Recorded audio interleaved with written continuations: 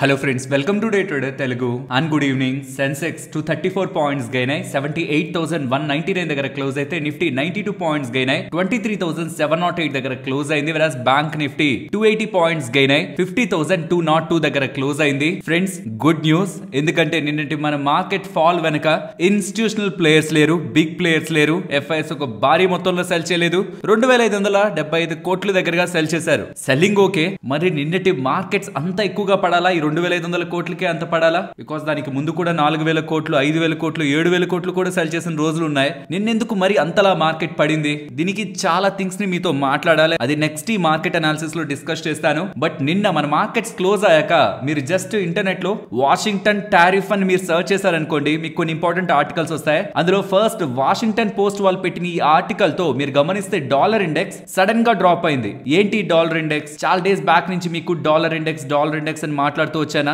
ఇది 109 కూడా దాటేసింది. ఇది చూడండి, ఇక్కడ ఈ పాయింట్ లో 109.5 వరకు వెళ్ళిపోయిన డాలర్ ఇండెక్స్ కాస్త ఇప్పుడు 108 దగ్గర ఉంది. నిన్న ఒక పాయింట్ లో అయితే సడన్ గా ఫాల్ అయి 107.7 వరకు వచ్చింది. ఇది పడడం మనకి మంచిదా కాదా? మన ఛానల్ చూస్తున్న వాళ్ళందరికీ ఇది ఐడియా ఉంటుంది.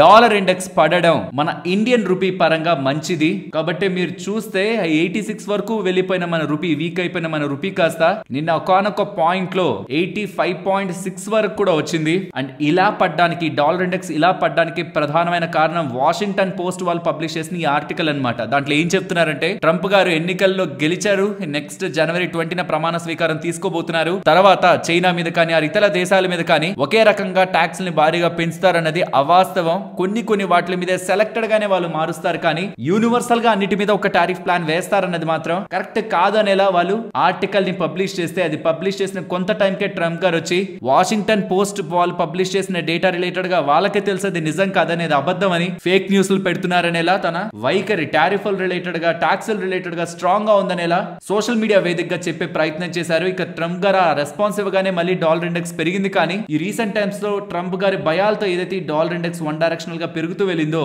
ఇవాళైతే కొంత కూల్ ఆఫ్ అవుతూ ఉండడం మీరు ఇదే గమనించాలి.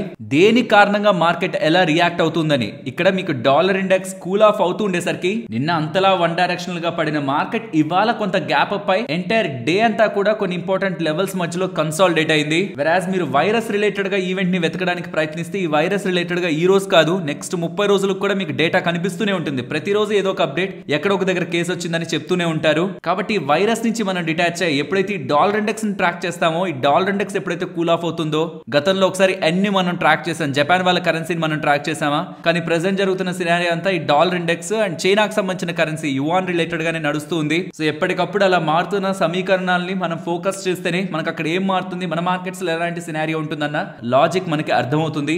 యాజ్ ఆఫ్ నౌ ఈ డాలర్ ఇండెక్స్ కూల్ ఆఫ్ అవుతుండడమే ఇవాళ మన మార్కెట్స్ స్టెబిలైజ్ అవ్వడానికి ప్రధానమైన కారణం. బట్ నాకు కొంత ఊరటనిచ్చింది, నేను మన మార్కెట్స్ క్లోజ్ అయ్యాక వచ్చిన FIDA డేటా. FIS అంత బిగ్ సెల్లర్స్ గా లేరు. ఇన్ఫాక్ట్ వాళ్ళ వాల్యూమ్స్ కూడా నేను చెక్ చేస్తుంటే ఆల్మోస్ట్ 14% నార్మల్ వాల్యూమ్స్ కంటే ఈసారి కొంత తక్కువ ఉన్నాయి. టూ మచ్ తక్కువ కాదు, కానీ యూజువల్ గా ఉండాల్సిన వాల్యూమ్స్ కంటే FIS ఒక వాల్యూమ్స్ తక్కువ ఉన్నాయి. బట్ ఒక ఇంట్రెస్టింగ్ స్టోరీ రిలేటెడ్ గా అయితే నిన్న ఒక మేజర్ అప్డేట్ అయితే వచ్చింది. ట్రంప్ గారు తన ప్రమాణ స్వీకారానికి ముందే అరెస్ట్ అవ్వబడతారా? బికాస్ తన రిలేటెడ్ గా హష్ మనీ అనే ఒక కేసు నడుస్తుంది అనమాట. ఏంటి ఆ కేసు? నాకు తెలిసి మనం దాని గురించి మాట్లాడుకోవడంలో కూడా యూజ్ లేదు, కాబట్టి నేను ఇది అవాయిడ్ చేస్తాను. మీరు కావాలి జస్ట్ గూగుల్లో హష్ మనీ కేసు అనేలా ట్రంప్ గారు రిలేటెడ్ గా కొట్టారంటే మీకు డేటా వచ్చేస్తుంది. బట్ ఈ కేసు రిలేటెడ్ గా న్యాయస్థానంలో తను ఎప్పటి నుంచో ఇష్యూని ఎదుర్కొంటూ వస్తున్నారు. దాన్ని కొంత డిలే చేయండి, నా ప్రమాణ స్వీకారం ఉంది, నాకు కొంత పనులున్నాయి, కొంత డిలే చేయండి అంటుంటే, లేదు జనవరి 10న డొనాల్డ్ ట్రంప్ గారిని సెంటెన్సింగ్ కి తీసుకువెళ్లాల్సిందే అనేలా న్యాయస్థానాలు అయితే ప్రెసెంట్ ట్రంప్ గారికి అగేనెస్ట్ గా అయితే ఉన్నాయి. సో ట్రంప్ గారి ప్లీని, ఆ రిక్వెస్ట్ అయితే అక్కడ ఉంటున్న కోర్టు న్యాయస్థానం తిరస్కరించినట్లు డేటా కనిపిస్తుంది. మరి ఇదే రకంగా ముందుకు వెళ్తుందో చూడాలి. ఇంకొక global important update, Justin Trudeau గారు కెనడా PM రిజిగ్నేషన్ అయితే చేశారు. ఎప్పటి నుంచో తన పదవిని కాపాడుకోవాలనేది చేయాల్సిన పనులన్నీ కూడా తను చేయడం జరిగింది. కానీ అల్టిమేట్ గా ఇక చేసేదేం లేక కెనడా తను రిజిగ్నేషన్ చేస్తుండడం కూడా గుడ్ న్యూస్ ఫర్ ఇండియా అనేలా కొన్ని వార్తా పత్రికల్లో మనకి డేటా అయితే కనిపిస్తుంది. బట్ మనం అలా చూడడానికేం లేదు. కెనడా PM రిజిగ్నేషన్ చేస్తే మనకి భారీగా వచ్చే పాజిటివిటీ ఏం లేదు, అది తనే ఉన్నా మనకు వచ్చే బిగ్ నెగిటివిటీ ఏం లేదు. మీడియాలో ఉంటున్న కథనాలు తప్పించి తన వల్ల ఇండియా కోల్పోయింది కూడా ఏం లేదు. బట్ మీరు వేరియస్ ఫైనాన్షియల్ ప్లాట్ఫామ్స్ లో చూస్తే ఒకే ఒక్క దాని రిలేటెడ్ గానే అన్ని గ్లోబల్ ఫైనాన్షియల్ ప్లాట్ఫామ్స్ ఫోకస్ చేస్తున్నాయి. అది డొనాల్డ్ ట్రంప్ గారు ఈ టారిఫ్ ప్లాన్లు, ట్యాక్స్ రిలేటెడ్ గా తీసుకునే డెసిషన్ తో ఈ డాలర్ ఇండెక్స్ ఎలా మారుతుందని.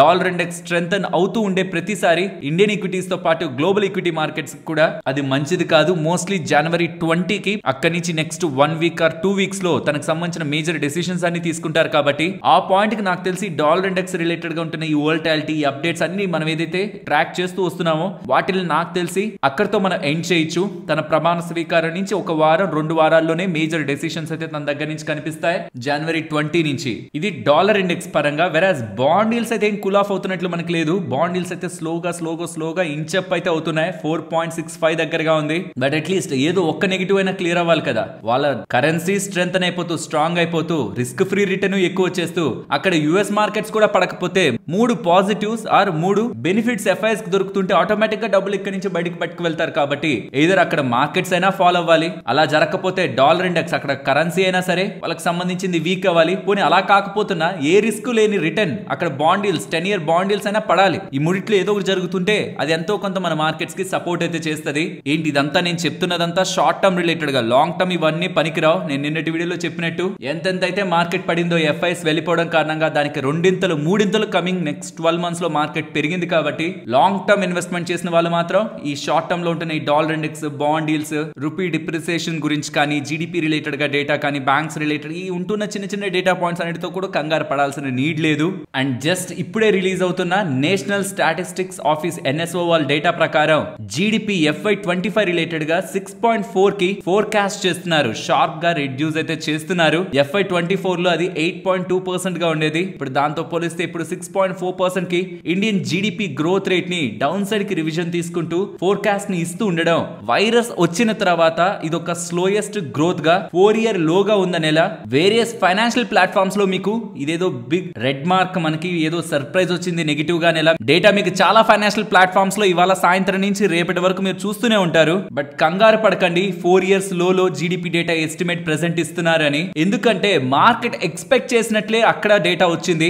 ఈవెన్ మార్కెట్ ఎక్స్పెక్టేషన్స్ కూడా ఈసారి వీక్ గానే డేటా ఉంటదని. ఈసారి మన జీడిపి ఏమి లాస్ట్ FY24 తో కంపేర్ చేస్తే స్ట్రాంగ్ గా ఉంటదని మార్కెట్ కూడా అనుకోలేదు. మార్కెట్ కూడా CNBC వాళ్ళ పోల్ ప్రకారం అయితే 6.3% దగ్గరే ఈ జీడిపి గ్రోత్ ఉంటదనేలా మనకు ఆల్రెడీ ఎస్టిమేట్స్ ఉన్నాయి. ఎందుకు ఎస్టిమేట్స్ ఉన్నాయి? ఇక్కడ నుంచి కొంత time back, almost 11 days back 1421 news వీడియోలో నేను మీకు క్లియర్ గా RBI రిపోర్ట్ ప్రకారం ఈ Q3 Q4 రిలేటెడ్ గా జీడిపి డౌన్ గ్రేడ్ చేస్తున్నారు. కాబట్టి మార్కెట్ లో మనకి ఇంపాక్ట్ ఉంది. సో ఆల్రెడీ మార్కెట్ లో నెక్స్ట్ కమింగ్ క్వార్టర్స్ లో జీడిపి డేటా వీక్ గా ఉంటుందనే ఎస్టిమేట్స్ ఉన్నాయి. RBI వాళ్ళే చెప్తున్నారు అనేలా మనం ఆల్రెడీ మాట్లాడుకున్నాం కదా. So already next coming quarters లో వీక్ జీడిపి డేటా ఉంటుందని ముందుగానే RBI వాళ్ళు అన్నిసార్లు చెప్పారు. కాబట్టి ఏదైతే మీకు ఫైనాన్షియల్ ప్లాట్ఫామ్స్ లో 4 సంవత్సరాల్లో లోయెస్ట్ జీడిపి డేటా రాబోతుందనేలా, ఇప్పుడే కొత్తగా ఈ డేటా వచ్చిందేమో, ఇది మార్కెట్స్ ని కంగారు పెడుతుందేమో అనేలా మీరు ఒకవేళ అనుకుంటుంటే కాదని మాత్రం గుర్తుంచుకోండి.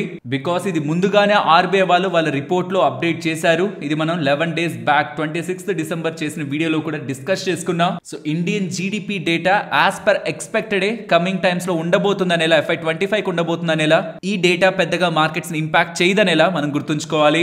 అండ్ FIS కి సంబంధించిన షార్ట్స్ కూడా నిన్న పెద్దగా ఏమి ఇంక్రీజ్ అవ్వలేదు. బట్ లాంగ్స్ అంటే లాంగ్ సైడ్ బయ్యర్స్ మాత్రం వాళ్ళ ఇంట్రెస్ట్ ని కొంత తగ్గించుకున్నట్టు నిన్న మార్కెట్ ఎంత పడేసరికి లాంగ్స్ ని కొంత అన్వైండ్ చేసినట్లయితే డేటా కనిపిస్తుంది. స్టిల్ 82% దగ్గరగా నెట్ షార్ట్స్ FIS మార్కెట్స్ లో మెయింటైన్ చేస్తున్నారు. అండ్ మార్కెట్ పరంగా వ్యూ అయితే మాత్రం అంత స్ట్రెంత్ ఏం మార్కెట్ లో ఇవాళ కనిపించలేదు. కానీ నాకు తెలిసి మీ పోర్ట్ఫోలియోస్ మంచిగానే ఉంటాయి. ఎందుకంటే small cap mid cap space లో మంచిగా మూవ్ ఇవాళ మనకు కనిపించింది. నిఫ్టీ, బ్యాంక్ నిఫ్టీ, సెన్సెక్స్ లో కనిపించకపోయినా, బట్ నా వరకు కూడా నిన్న ఏదైతే నాకు మాక్సిమం లాస్ ఇచ్చిందో అది వాళ్ళ పెద్దగా రికవర్ అవ్వలేదు. వేరేటివి బాగా పెరిగాయి అనమాట. నేను ఎందుకు ఇవి ట్రాక్ చేస్తానంటే, పడేటప్పుడు ఎక్కువ పడి నెక్స్ట్ పెరిగేటప్పుడు మాత్రం కామ్ గా ఉండిపోయే స్టాక్స్ రిలేటెడ్ గా బయర్స్ ఒక ఇంట్రెస్ట్ కమింగ్ టైమ్స్ లో కూడా పెద్దగా ఉండదని మైండ్ లో ఫిక్స్ అవ్వచ్చు.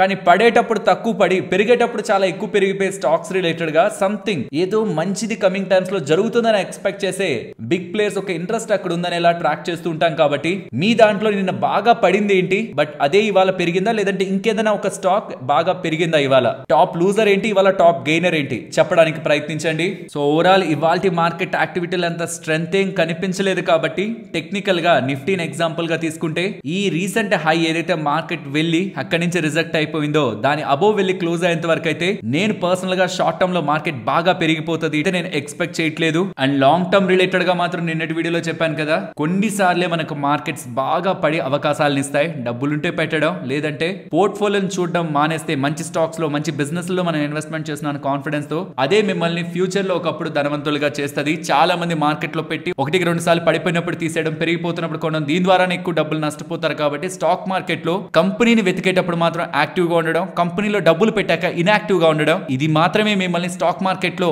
రాణించేలా చేస్తుంది. నెక్స్ట్ ఇప్పుడే FIDA డేటా అయితే అప్డేట్ అయింది.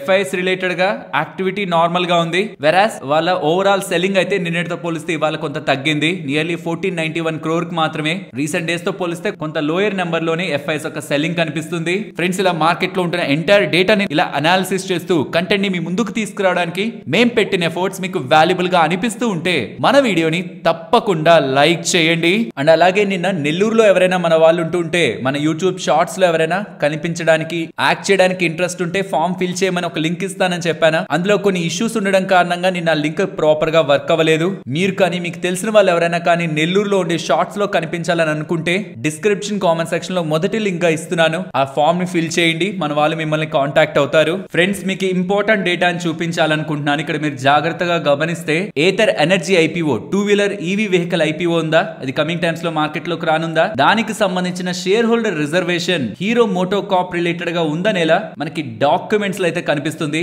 HMCL షేర్ హోల్డర్స్ కి రిజర్వేషన్ పోర్షన్ ఉంది అని. HMCL అంటే షార్ట్ ఫామ్ అన్నమాట, హీరో మోటో కార్ప్ లిమిటెడ్ కి. సో ఎవరైనా కమింగ్ టైమ్స్ లో ఏతర IPO కి సంబంధించి షేర్ హోల్డర్ కేటగిరీలో అప్లై చేయాలనుకుంటుంటే దెన్ ఖచ్చితంగా ఈ కంపెనీకి సంబంధించిన ఒక్క స్టాక్ ని మన డిమాట్ అకౌంట్ లో ఉంచుకోవాలి. నేనైతే ఉంచుకోవడానికి ప్రయత్నిస్తాను. అండ్ ఇప్పుడు కొంటున్న వాళ్ళు కూడా కమింగ్ టైమ్స్ లో షేర్ హోల్డర్ కేటగిరీలో 2 లక్షల వరకు అప్లై చేసేందుకు ఎలిజిబిలిటీ అవుతారు. సో షేర్ హోల్డర్ కేటగిరీ ఉంటే ఎడ్జి ఏంటంటే మీరు రీటైల్ కేటగిరీలోనే అప్లై చేయొచ్చు, షేర్ హోల్డర్ కేటగిరీలో కూడా అప్లై చేయొచ్చు. అండ్ మీకు ఏతర్ వెహికల్స్ తెలుసుంటాయని అనుకుంటున్నాను. బయట 2-wheeler ఎలక్ట్రిక్ వెహికల్స్ ఎవరైనా వాడుతూ ఉంటే వాటి పనితనం ఎలా ఉంది, వాటి పర్ఫార్మెన్స్ ఎలా ఉంటుంది అనేది ఒకసారి కామెంట్ సెక్షన్ లో చెప్పండి. ఓలా ఎలక్ట్రిక్ కి ఏతర్ వెహికల్స్ కి కంపారిజన్ లో ఏతర్ వెహికల్స్ కి ఏమైనా ఎడ్జ్ ఉందా, ఓలాతో కంపేర్ చేస్తే సర్వీసింగ్ బాగుంటుందా లేదా, వాడుతున్న కస్టమర్స్ మీ ఫీడ్బ్యాక్ ని ఇవ్వడానికి ప్రయత్నించండి. బికాస్ ఓలా ఎలక్ట్రిక్ రిలేటెడ్ గా అక్కడే డామేజ్ జరిగింది. దీనికి కస్టమర్స్ దగ్గర నుంచి ఎలాంటి స్పందన ఉంటుందో తెలిస్తే IPO కూడా మనం ఎంత ఫోర్స్ తో వెళ్ళొచ్చు అన్నది క్లారిటీ వస్తుంది. ఫ్రెండ్స్, ఇక బడ్జెట్ నెల రోజుల కంటే తక్కువ దూరంలోనే ఉండేసరికి ఒక మాట మాత్రం బలంగా వినిపిస్తుంది. అప్ టు 10 లక్షల వరకు ఇన్కమ్ ఉంటున్న వాళ్ళకి మాత్రం ఇన్కమ్ ట్యాక్స్ రేట్ పరంగా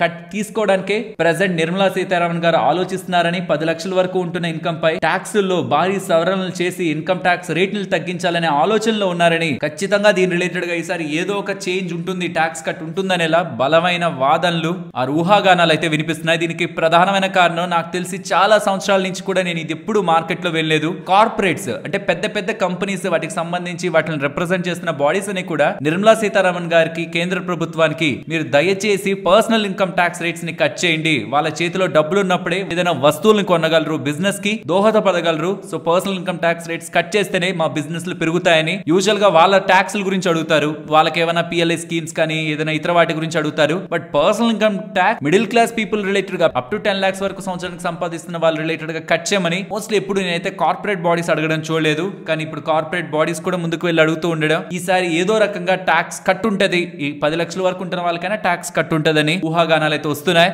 బట్ చాలా బడ్జెట్స్ ని ఫాలో అయిన వాళ్ళందరికీ ఒక ఎక్స్పీరియన్స్ అయితే ఉంటది. ప్రతి బడ్జెట్ కి ఇది అది ఉంటదని అనుకోవడం, ఆ బడ్జెట్ లో అలాంటివి ఏం లేకపోవడం. అండ్ మార్కెట్ లో ఉంటున్న ఊహాగానాల ప్రకారం 10 lakhs వరకు ఉంటున్న వాళ్ళకి ఎటువంటి ఇన్కమ్ ట్యాక్స్ స్లాబ్స్ పడుతూ 10 లక్షల కంటే పైబడిన వాళ్ళకి ఎలాంటి ఇన్కమ్ ట్యాక్స్ స్లాబ్లు పడడానికి అవకాశం ఉందని ఈ ఎక్స్పెక్టేషన్స్ కూడా మీకు నేను స్క్రీన్ ముందు పెడుతున్నాను. ఇక్కడ ఏం పెద్దగా భారీ మార్పులు రావట్లేదు. బట్ ఇంకేమైనా వెసులుబాట్లు ఇస్తారేమో అని చూద్దాం మరి బడ్జెట్ లో ఎలాంటి తీపి కబురు మన కోసం వెయిట్ చేస్తుంటుందని. ఫ్రెండ్స్, మీకు తెలుసు నేను డిసెంబర్ స్టార్టింగ్ లో ఎవరైనా NTPC గ్రీన్ కొనాలనుకుంటే తొందరపడకండి, December 26th కొనండి. ఎందుకంటే ఆ రోజు వాళ్ళ లాక్ ఇన్ కంప్లీట్ అవుతుంది. సో దట్ అప్పటి వరకు ఎవరైతే అమ్ముకోలేక షేర్లను అలా ఉంచేసుకొని ఉంటారో వాళ్ళ లాక్ ఇన్ ఎండ్ అయితే అమ్మాలనుకున్న వాళ్ళు అమ్ముతారు. కాబట్టి ఆ రోజు ఒకవేళ అమ్మకాలు ఎక్కువై స్టాక్ పడితే అది మనకు అవకాశంగా ఉంటుంది. కాబట్టి ఈ లాక్ ఇన్ ని IPO రిలేటెడ్ గా IPO రాని వాళ్ళు, లేకపోతే IPOs ని వచ్చిన తర్వాత స్టడీ చేసి పెట్టుబడి చేద్దాం అనుకుంటున్న వాళ్ళు ప్రధానంగా గమనించాలి. సో ఎవరెవరికి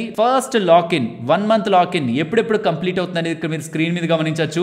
ఈ రోజుల్లో ఖచ్చితంగా స్టాక్ పడుతుందా? 100% మీరు చెప్తారా పడుతుందని? ఆల్రెడీ మా దగ్గర ఉన్నాయి, మేము అమ్మేయాలా? కాదు, పడకుండా ఉండొచ్చు. ఒకవేళ పడకుండా కూడా ఆ రోజు కూడా పెరిగిందంటే దాని అర్థం ఎవరెవరైతే ఇన్ని లాభాలని చూసిన తర్వాత కూడా వాళ్ళ షేర్లను అమ్మకుండా అలా పెట్టుకొని ఉన్నారో ఖచ్చితంగా ఇంకా ముందు ఇంకేదో పెద్ద ధరనే వాళ్ళు స్టాక్ లో చూస్తారనే, బిజినెస్ ఇంకా బాగా గ్రో అవుతుందనే ఎక్స్పెక్టేషన్ లో ఉన్నట్టు. కాబట్టి అది ఇంకా మంచిగా మనం చూడొచ్చు అనమాట. ఒకవేళ పడింది అనుకోండి, ఎంటర్ అవ్వడానికి మనకు ఒక ఆపర్చునిటీ. ఒకవేళ అది స్టడీ చేసి ఎంటర్ అవ్వాలనుకున్న వాళ్ళకి చెప్తున్నాను. Vishal Mega Mart 14th lock in complete అవుతుంది. Sai Life 14th, MobiKwik 14th, IKS Health 16th Jan, International Gemological Institute IGI 16th Jan, Trans Lightning 23rd Jan, DAM Capital 22nd Jan, Mamata Machinery 22nd, Sanatan Textile 23rd, Concord Biotech 23rd, Ventive Hospitality 24th Jan, Senores Pharma 24th Jan, Carraro India 24th Jan, Unimech Aerospace 25th Jan. ఇవన్నీ dates. వాటికి సంబంధించిన ఎన్ని shares, ఇవి కోట్లకు సంబంధించిన మాట, ఎన్ని కోట్లకు సంబంధించిన షేర్స్ ఎలిజిబుల్ అవుతాయి అమ్మకాలకి అనేది ఇక్కడ మీరు స్క్రీన్ మీద గమనించవచ్చు. టోటల్ గా 4481 కోట్లకి సంబంధించిన ఎంటైర్ని యాడ్ చేస్తే అది వస్తుంది. అంతకు సంబంధించిన షేర్లు అమ్మకాలకైతే వచ్చే అవకాశం ఉంది. ఆ సెల్లర్ కి నిజంగానే ఇది ఎక్స్పెన్సివ్ వాల్యుయేషన్ అనుకుంటే అమ్మేస్తాడు, ప్రాఫిట్ బుక్ చేసుకోవాలంటే అమ్మేస్తాడు. కాబట్టి కొన్ని సందర్భాల్లో last time NTPC green related గా కూడా December 26th అన్న ఆ రోజు ఒక 6% 5% దగ్గరగా పడింది. చూద్దాం మరి వీటిల్లో లాక్ ఇన్ డేట్ రోజు పడతాయా, లేకపోతే ఆ రోజు కూడా పెరిగి కమింగ్ టైమ్స్ లో బాగా పెరుగుతుందన్న నమ్మకంతో అంతకుముందు ఇన్వెస్ట్మెంట్ చేసిన వాళ్ళు కూడా స్ట్రాంగ్ గా సెల్ చేయకుండా ఉంటారా అని. బట్ యూజువల్ గా నేనైతే IPO లో పెట్టుబడి పెట్టడానికి ఫస్ట్ మంత్ లాక్ ఇన్ చూస్తాను. ఆ రోజు ప్రాఫిట్ బుకింగ్ లో మంచి ధర వస్తుంది అనేది నా అభిప్రాయం. చాలా IPOs లో నాకు అలా కనిపించింది. అండ్ ఏ IPOs లో నాకు అలా కనిపించలేదో ఆ IPOs ఇంకా బాగా పెరిగాయి అనమాట. పడిన దానికంటే ఆ రోజు పడకుండా ఉన్నవే ఇంకా బాగా పెరిగాయి కమింగ్ టైమ్స్ లో. ఇది నేను యూజువల్ గా IPOs రిలేటెడ్ గా ట్రాక్ చేస్తుండే సైకలాజికల్ పాయింట్. ఫ్రెండ్స్, ఇలా న్యూస్ అప్డేట్స్ ని అనాలిసిస్ చేస్తూ మీ ముందుకి కంటెంట్ తీసుకురావడానికి మేం పెడుతున్న ఎఫర్ట్స్ మీకు వాల్యుబుల్ గా అనిపిస్తూ ఉంటే మన వీడియోని తప్పకుండా లైక్ చేయండి. ఫ్రెండ్స్, ఒక ఇంట్రెస్టింగ్ IPO అయితే రాబోతుంది, కొంత జాగ్రత్తగా గమనించండి. MNGL అన్నమాట. MNGL అంటే మహారాష్ట్ర నేచురల్ గ్యాస్ లిమిటెడ్. ఇది IGL కి BPCL కి మధ్యలో ఉంటున్న జాయింట్ వెంచర్. ఇందులో IGL వాళ్ళు 50% వాటాని హోల్డ్ చేస్తుంటే BPCL వాళ్ళు 22.5% వాటా, గెయిల్ వాళ్ళు 22.5% వాటా, అండ్ మహారాష్ట్ర స్టేట్ గవర్నమెంట్ వాళ్ళు 5% వాటా దగ్గరగా హోల్డ్ చేస్తున్నారు. ఇది చాలా ఇంపార్టెంట్, ఎందుకంటే ఇది ఒక వాల్యూ అన్లాకింగ్ అన్నమాట. ఈ IPO మార్కెట్ లోకి వచ్చి మంచిగా లిస్ట్ అయింది అనుకోండి, ఇది IGL వాళ్ళకి చాలా మంచిగా వాల్యూ అన్లాకింగ్ ని క్రియేట్ చేస్తుంది. అండ్ దీంట్లో మెజారిటీ వాటాని హోల్డ్ చేసేది IGL, 50% వాటాని IGL హోల్డ్ చేస్తుంది. కాబట్టి ఏ మాత్రం వాల్యూ అన్లాకింగ్ జరిగే ఆ కంపెనీకి MNGL కి బాగా పెరుగుతున్నా అది ప్రధానంగా IGL స్టాక్ కి మంచి లాభం అన్న విషయాన్ని మనం గుర్తుంచుకోవాలి. నెక్స్ట్ జొమాటో గురించి మాట్లాడుకోవాలి. జొమాటో రిలేటెడ్ గా జెఫ్రీస్ వాళ్ళు డౌన్ గ్రేడ్ చేస్తూ టార్గెట్ ప్రైస్ 275 అని చెప్తూ ఉండడం స్టాక్ కి వాళ్ళ పడ్డానికి ప్రధానమైన కారణం. గతంలో వాళ్ళు దీన్ని చాలా హైయర్ గా పెట్టారు. స్టాక్ ప్రైస్ ఆల్మోస్ట్ 335 అన్న దగ్గర నుంచి 275 తీసుకొస్తూ ఉండడమే ఇవాళ స్టాక్ ఫాల్ లోకి ప్రధానమైన రీజన్ గా చూడాలి. ఎందుకు తగ్గిస్తున్నారు, రీజన్ ఏంటి, కంపెనీ పరంగా ఏదైనా ఇష్యూ అంటే కాదు. ఇండస్ట్రీలో క్విక్ కామర్స్ స్పేస్ అనేది, అంటే ఫుడ్ డెలివరీ కాకుండా బ్లింకిట్ బిజినెస్ ఉంది కదా, వీళ్ళకి మనం ఆర్డర్ చేస్తే వస్తువులన్నీ ఇంటికి తీసుకొస్తుంటారు. ఆ స్పేస్ లోకి చాలా మంది ప్లేయర్స్ వస్తున్నారని అండ్ ఇంటెన్స్ కాంపిటీషన్ తో హెవీ డిస్కౌంట్స్ ఆఫర్ చేయాల్సి వస్తుందని, దాని కారణంగా ఆ స్పేస్ లో ఇప్పటి వరకు వీళ్ళు సంపాదించుకుంటున్న మార్జిన్స్ డ్రాప్ అయి కమింగ్ టైమ్స్ లో బిజినెస్ ఇంపాక్ట్ అవుతుందని వీళ్ళు భావిస్తున్నారని ఇలా అప్డేట్స్ కనిపిస్తూ ఉండడం వాళ్ళ డెసిషన్ తీసుకోవడానికి ప్రధానమైన కారణంగా మనకు కనిపిస్తుంది. ఇంటెన్స్ కాంపిటీషన్ అయితే ఉంది, కానీ ఈ ఇంటెన్స్ కాంపిటీషన్ ఉన్న టైంలో కూడా వీళ్ళు సర్వైవ్ అవుతూ వచ్చారు. కమింగ్ టైమ్స్ లో వీళ్ళు రిలేటెడ్ ఉంటున్న నెంబర్స్ ఏదైనా ఇంపాక్ట్ మార్జిన్స్ పరంగా కనిపిస్తే దాని అప్పుడు స్ట్రీట్ అయితే వరీ అవుతుంది. అలా ఏం లేదు, ఎంతమంది కాంపిటీటర్స్ వస్తున్నా, ఎంతమంది ఎలాంటి డిస్కౌంట్స్ ఇస్తున్నా వీళ్ళు యూజర్స్ ని స్ట్రాంగ్ గా హోల్డ్ చేసుకోగలుగుతున్నారన్న డేటాను కానీ వీళ్ళు నెక్స్ట్ 2 quarters లో రిప్లికేట్ చేయగలుగుతుంటే దాని అదొక బిగ్ థింగ్ అవుతుంది జొమాటో పరంగా. మంచిది, చూద్దాం కమింగ్ క్వార్టర్స్ లో ఎలా జొమాటో వాళ్ళ బ్లింకిట్ నెంబర్స్ అండ్ పర్టికులర్ గా అందులో మార్జిన్స్ ఉంటాయని. అండ్ ఇండో ఫార్మ్స్ ఎక్విప్మెంట్ IPO ఇవాళ మార్కెట్ లో లిస్ట్ అయింది. లిస్ట్ అవుతున్నప్పుడు సుమారుగా ఒక 20% ఆర్ లెస్ దాన్ 20% లాభాలతో లిస్ట్ అయినా ఎండ్ ఆఫ్ ద డే లో మాత్రం 27% లాభంలో ఈ IPO క్లోజ్ అయింది.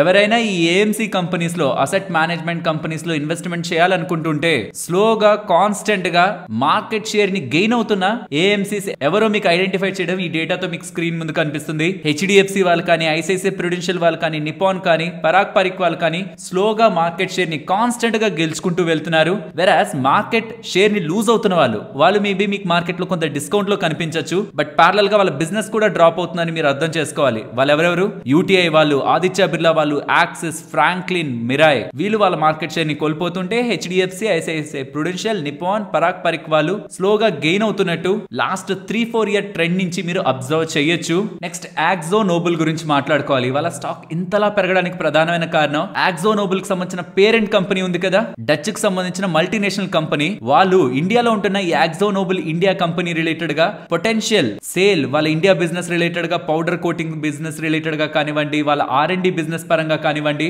వాళ్ళ సేల్ కి ప్రయత్నిస్తూ ఉండడం. అండ్ దీని రిలేటెడ్ గా కొన్ని పెయింట్ కంపెనీస్ పోటీ పడుతున్నాయి. ఇంకా అఫీషియల్ గా డేటా రాలేదు కాబట్టి ఆ పెయింట్ కంపెనీస్ నేమ్స్ డిస్కస్ చేసుకోవడం కరెక్ట్ కాదు. ఎందుకంటే కమింగ్ టైమ్స్ లో అవి మేము పోటీ పడమని చెప్పినా, ఆరు వీళ్ళు మేము అమ్మట్లేదని చెప్పినా అన్నెసరీ ఇది అవుతుంది. కాబట్టి లెట్స్ సీ అఫీషియల్ పార్ట్నర్షిప్ ఎవరితో వీళ్ళు కుదుర్చుకుంటారని. చేస్తున్నారని అండ్ ఈవెన్ వీళ్ళకి సంబంధించిన డెకరేటివ్ పెయింట్స్ కి సంబంధించిన ఇంటెలెక్చువల్ ప్రాపర్టీస్ ఉన్నాయి అండ్ వాటిని కూడా మంచి ప్రైజింగ్ ఉంటే సెల్ చేసే అవకాశం కూడా మనకు కనిపిస్తుంది. ఈ AkzoNobel as a paint company వీళ్ళకి వైడ్ రేంజ్ ఆఫ్ పెయింట్స్ ఉన్నాయన్నమాట.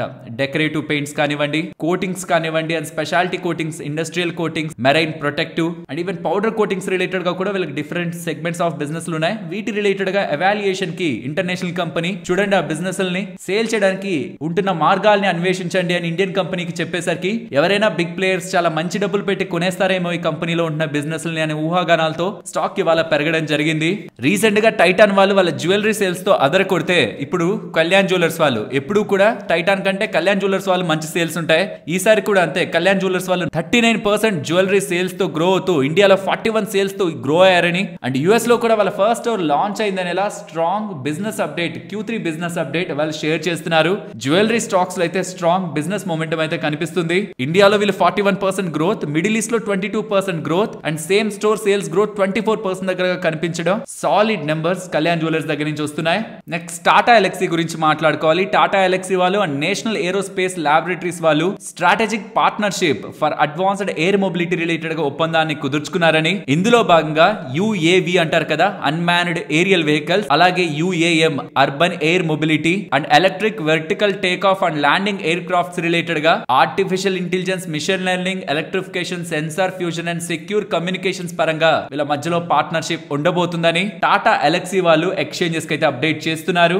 నెక్స్ట్ శక్తి పంప్స్ గురించి మాట్లాడుకోవాలి. శక్తి పంప్స్ వాళ్ళు 400 crore దగ్గరగా QIP ద్వారా డబ్బుల్ని రైజ్ చేయబోతున్నారని ఎక్స్చేంజెస్ కి అయితే అప్డేట్ చేశారు. యూజువల్ గా ఇలా డబ్బుల్ని రైజ్ చేసి బిజినెస్ కి యూజ్ చేసి ఫర్దర్ గా గ్రో అవ్వాలని కంపెనీస్ భావిస్తాయి కాబట్టి ఆఫ్టర్ ఈ అప్డేట్ స్టాక్ అప్పర్ సర్క్యూట్ లో క్లోజ్ అయింది. నెక్స్ట్ గోల్డియం ఇంటర్నేషనల్ గురించి మాట్లాడుకోవాలి. వాళ్ళ స్టాక్ చాలా ఎక్కువ పెరిగింది కదా, దీనికి ప్రధానమైన కారణం వీళ్ళకి సంబంధించి ఒక dedicated website domestic retail lab grown diamonds related గా వీళ్ళు లాంచ్ చేశారని, చాలా ఎక్కువ కలెక్షన్స్ ని పెడుతూ eco friendly diamond, lab grown diamond and తక్కువ ధరలో ఉంటున్న అంటే రియల్ డైమండ్స్ తో పోలిస్తే తక్కువ ధరలో ఉంటున్న డైమండ్స్ ని రీటైలర్స్ కి చేరువ చేసే ప్రయత్నాలు వీళ్ళ ఒక డెడికేటెడ్ వెబ్సైట్ ని లాంచ్ చేస్తుండడం స్టాక్ ఇవాళ ఇంతలా పెరగడానికి ప్రధానమైన కారణం. సో ఇప్పటి వరకు ఎవరో ఆర్డర్స్ ఇస్తే వాళ్ళకి సప్లై చేస్తుండే వీళ్ళు కాస్త ఇప్పుడు రీటైలర్స్ కి డైరెక్ట్ గా సెల్ చేయడానికి ముందుకు వెళ్తూ ఉండడం. ఎక్కడో బయట ఆర్డర్లు ఇచ్చేవాళ్ళంటే పెద్ద పెద్ద కంపెనీలు అవుతాయి, వాళ్ళతో మార్జిన్స్ తక్కువ, కానీ రీటైలర్స్ తో డైరెక్ట్ గా సేల్ కి వచ్చారనుకోండి మార్జిన్స్ పెరుగుతాయి, కమింగ్ టైమ్స్ లో మొత్తం వాల్యుయేషన్స్ మారిపోతాయి. కాబట్టి ఆఫ్టర్ ఈ స్మాల్ అప్డేట్ స్టాక్ ఇంతలా పెరిగింది.